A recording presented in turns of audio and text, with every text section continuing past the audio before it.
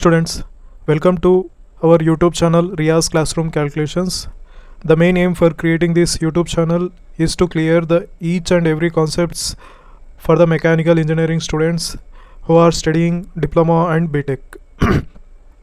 In the previous class, that is class 2, we have discussed some important topics, that is macroscopic approach, microscopic approach, and continuum concept, and system, boundary, and surroundings.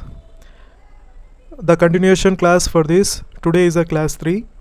In this class, we are continuing the remaining concepts for the introduction to thermodynamics, that is unit 1. Now, moving into the lectures. There are different types of systems. First of all, what is system? It is a region in the space in which our study is focused. Our study is focused. That region is called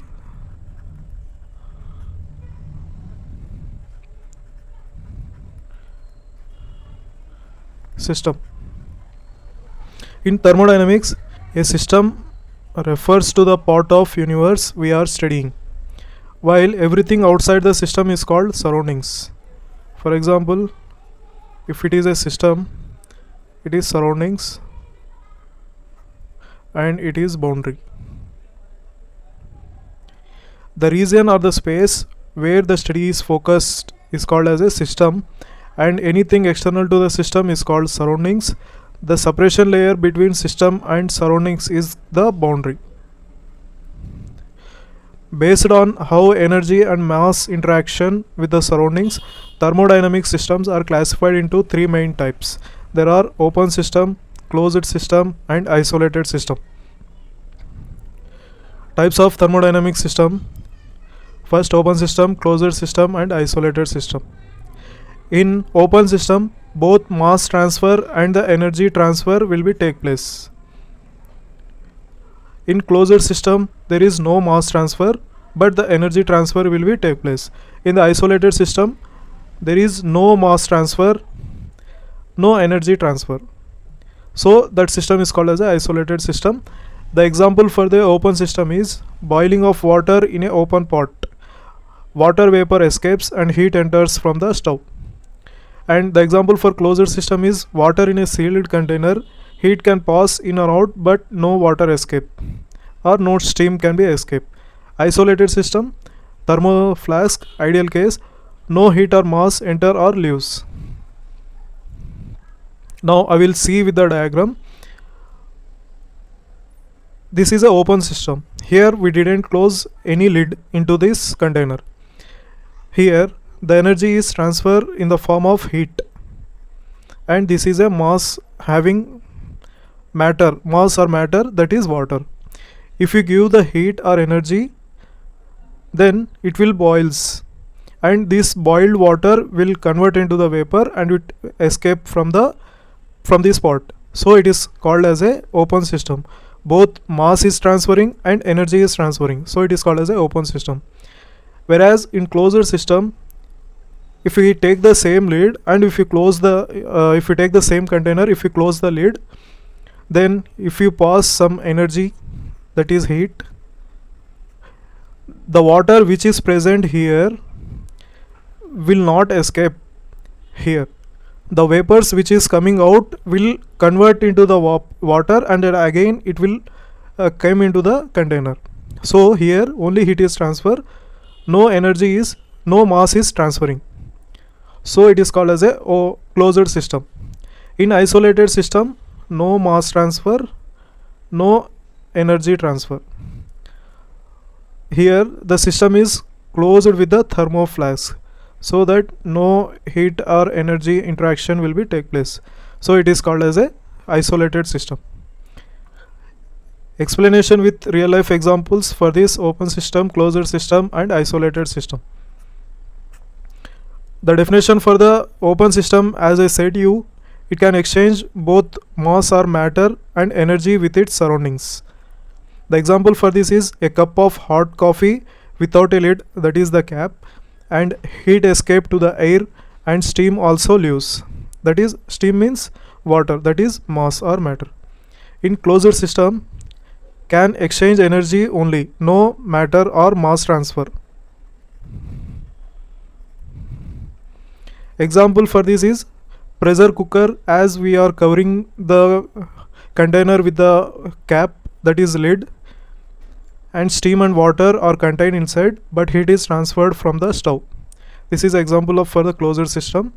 And isolated system, no, cannot exchange either energy or mass, that is no mass transfer, no energy transfer. The example for this is perfectly insulated thermoflask. It prevents both heat and material losses.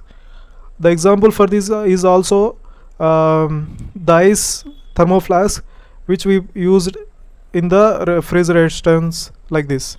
This is also example of the isolated system. Here, in a closed system, as there is no mass transfer, the system mass remains constant, and hence it is also known as control mass system. In closed system, here there is no inlet and the outlet, so no mass will go and no mass will enters. Here the entire mass will be here only, so it is called as a control mass system. Closed system is also called as control mass system. In open system, the mass entering and the mass leaving, so it is called as a open system. As I said in the definition, in open system both energy, that is mass and energy transfer take place, so it is called as a open system. It is a control volume. It is a volume enclosing or surrounding the device which we wish to analyze. According to the control volume, both mass transfer and energy transfer take place. Thermodynamic equilibrium. A system is said to be in thermodynamic equilibrium when it is in thermal, mechanical and chemical equilibrium all at once and no spontaneous changes take place. Here thermal equilibrium means equality of temperature, that is the temperature will be same throughout. Mechanical equilibrium means equality of pressure, volume, like this. And chemical equilibrium, all the chemical processes will be equal at on once. Here the example for you to explain this thermodynamic equilibrium is, imagine a sealed insulated container with water vapor insides. Over time the temperature becomes uniform, thermal equilibrium. If you heat this, after some time the container will be in get uniform temperatures and it will become thermal equilibrium, that is temperature will be same throughout. Vapor pressure became constant, that is mechanical equilibrium. After some time, here the pressure will reach to its equilibrium conditions. Rate of water turning into the vapor equal vapor condensing into the water. This is a chemical equilibrium. Thus the system reaches thermodynamic equilibrium.